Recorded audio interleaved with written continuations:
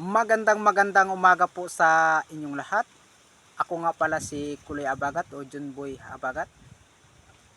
Ang pagkukwentuhan po natin yung mga problema. Mayroong mga taong tawa na tawa pero ang bigat ng problema. Akala mo okay, akala mo walang problema. Lahat tayo ay namumroblema. Ba't isa sa atin ay may problema? Mayroong mga problema sa mag-asawa, hindi nakakaintindihan.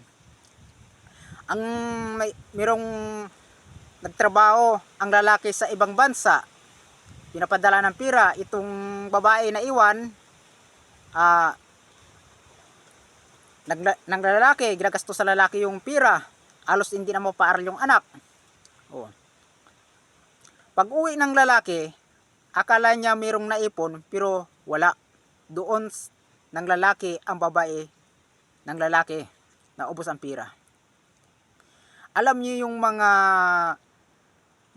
mangbabae kayo, manglalaki at mangbabae kayo, kapag nakasakit kayo, hindi kayo alagaan na yung mga babae nyo, yung mga lalaki, hindi kayo alagaan yan.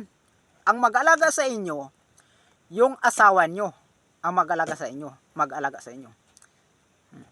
Halimbawa, pinadalan kayo ng pira ng asawa nyo, gamitin nyo sa tama ang inyong pira. Para hindi kayo mag-irap, para mapaaral yung anak nyo, may kinabukasan yung anak nyo, at magtanda kayo ay mayroong kayong naipon. Sa mga boyfriend sa mga girlfriend, ang tamang tao, kapag nag-discuss kayo,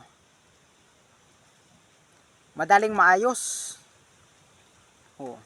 Ang maling girlfriend o yung jowa, kapag nag-discuss kayo, lalong papalakin yan, halos hindi maayos. Ang tamang tao, ang malaking problema ay inaayos niya, maayos yung dalawa. Ang maling tao, lalong lumalaki hanggang sa magkatampuan kayo, hanggang hindi kayo magkatuluyan.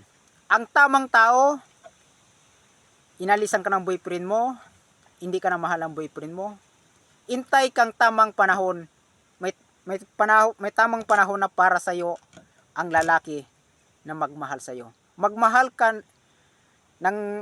ka sa lalaki na mahal ka niya. Hindi ka magmahal sa lalaki na hindi ka niya mahal.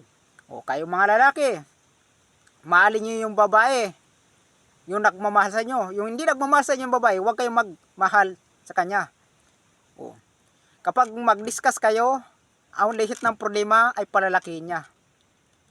Hindi kasi babae na para sa iyo, hindi tamang babae para sa iyo. Hindi ka puno na steady ka lang diyan.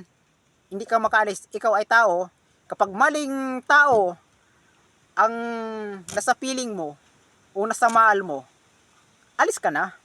Huwag ka nang steady pa diyan. Aanap ka ng magmahal sa iyo, yung mahal ka niya at mamahalin mo din siya. Sana po ay may matutunan po kayo sa aking video at magandang umaga po sa inyong lahat.